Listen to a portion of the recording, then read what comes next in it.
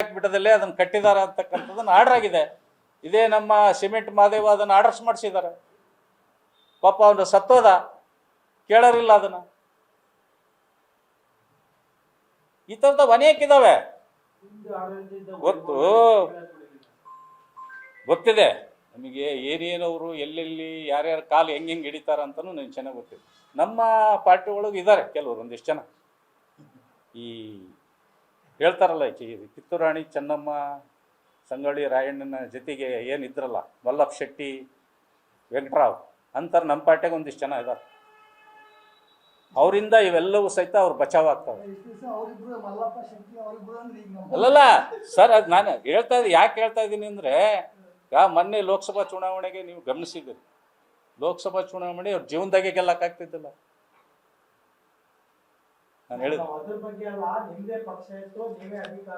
ಹ್ಞೂ ಸರ್, ನಾನು ಅದಕ್ಕೆ ನಾನು ಹೇಳ್ತದೆ, ನಾನು ಯಾವುದೂ ಮುಚ್ಚಿಟ್ಕೊಂಡಿಲ್ಲ ಸರ್. ನಾವು ಅದನ್ನ ಯಾವ್ದು ನಮ್ಮ ಪಕ್ಷ ಇರ್ಬೋದು,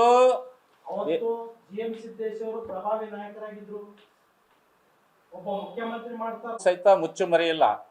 ಯಾವುದನ್ನ ಎಲ್ಲಿ ನಾವು ಮುಟ್ಟಿಸ್ಬೇಕೋ ಆ ವಿಷಯಗಳನ್ನೆಲ್ಲವೂ ಮುಟ್ಟಿಸಿದ್ದೀವಿ. ಅದಕ್ಕೆ ಯಾವ ನಾಯಕರುಗಳು ನಮ್ಮಲ್ಲಿರ್ತಕ್ಕಂಥ ಯಾವ ನಾಯಕರು ಬುಕ್ ಆಗಿದ್ದಾರೆ ಅಂತಕ್ಕಂಥದ್ದು ನಮಗೆ ಗೊತ್ತಿದೆ. ನಾನೇನು ಯಾವುದೋ ಮುಚ್ಚು ಮರಿ ಇಟ್ಕೊಂಡು ಮಾತಾಡ್ತಾ ಇಲ್ಲ, ಯಾವ್ರಿಗೂ ಸಹಿತ ಎದುರಿ ಮಾತಾಡ್ತಾ ಇಲ್ಲ.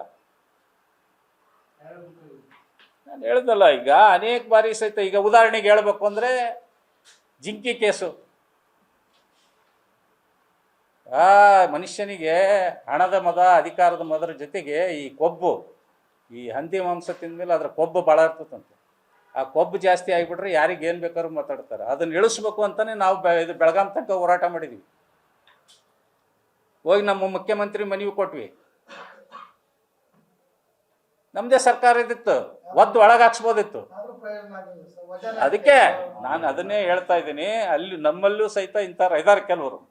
ಹಂಗಂತಂದೇಳಿ ನಾವೇನು ಅವ್ರು ಅಂತಾರೆ ಇದಾರೆ ಅಂದ ತಕ್ಷಣ ನಾನು ಎದುರಿ ಕುಂದ್ರೋದಾಗಲಿ ಅಥವಾ ಯಾವುದೇ ರೀತಿಯ ಗೊಡ್ಡ ಬೆದರಿಕೆ ಬೆದರೋದಾಗಲಿ ಯಾವುದನ್ನು ಮಾಡ್ತಾ ಇರ್ತಕ್ಕಂಥ ಕಾರ್ಯಕರ್ತರು ನಾವೆಲ್ಲರೂ ಇಲ್ಲಿ ಕುಂತೀವಿ. ಅಷ್ಟು ಇನ್ನೂ ಇದ್ದಾರೆ, ನಾವಿಷ್ಟೇ ಅಲ್ಲ, ಲಕ್ಷಾಂತರ ಕಾರ್ಯಕರ್ತರು ಇದ್ದಾರೆ ನಮ್ಮ ಜೊತೆಗೆ. ಅವರ ಒಂದು ವಿಶ್ವಾಸಕ್ಕೆ ಧಕ್ಕೆ ಬರಬಾರ್ದು ಅಂತಂದು ಹೇಳಿ ಅವ್ರು ಯಾರೇ ಒಳಗೆ ಒಂದಾರ ಆಗಿರ್ಬೋದು, ಒಳಗೆ ಅಡ್ಜಸ್ಟ್ಮೆಂಟ್ ಆಗಿರ್ಬೋದು, ಯಾರು ನಾವು ಪ್ರಾಮಾಣಿಕರಿದ್ದೀವಲ್ಲ, ನಾವು ಪ್ರಾಮಾಣಿಕರು ಗಟ್ಟಿಯಾಗಿದೆ ಸರ್. ನಾನು ಅದನ್ನೇ ಹೇಳ್ತಾ ಇದ್ದೀನಿ, ನಾನು ಹೆಸರು ಹೇಳ್ತಾ ಇಲ್ಲ, ಓಪನ್ ಆಗಿ ಹೇಳ್ತಾ ಇದ್ದೀನಿ. ಯಾರಿದ್ರು ಮುಖ್ಯಮಂತ್ರಿ?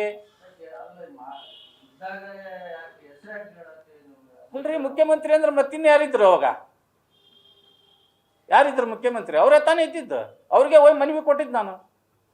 ಇಲ್ಲಿದ್ದ 4 ಬಸ್ ಜನ ಹೋಗಿದ್ವಿ ನಾವು. ಆಮೇಲೆ ಆ ಕೇಸನ್ನ ಬಿಡಪ್ಪ, ನಾವು ರಾಜಕೀಯ ದುರುದ್ದೇಶದಿಂದ ಹಿಡಿದಿದ್ದಲ್ಲದು. CCB ಪೊಲೀಸ್ನವ್ರು ಬೆಂಗಳೂರಿನಾಗ ಹಿಡಿದಿದ್ದು. ಯಾರು ತಿಂದು ಬಿಟ್ಟಂತ ಕೊಂಬು, ಚರ್ಮ, ದಂತ ಅದನ್ನು ಮಾರಕ್ಕೆ ಹೋಗಿ ಸಿಕ್ಕಂದಿದ್ದವರು ಅಲ್ಲಿ. ಅವ್ರ ಅಲ್ಲಿ ಕೆಲಸ ಮಾಡೋಣ.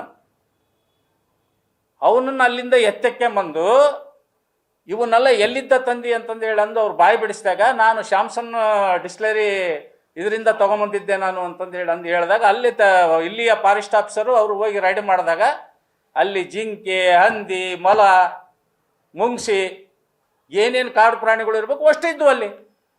ಸಾಕ್ಷಿ ಸಮೇತ ಹಿಡ್ದಿರೋದು ನಾವಲ್ಲ, BJP ಕಾರ್ಯಕರ್ತರಲ್ಲ ಅದನ್ನು ಹೋಗಿ ಹಿಡಿದಿದ್ದು.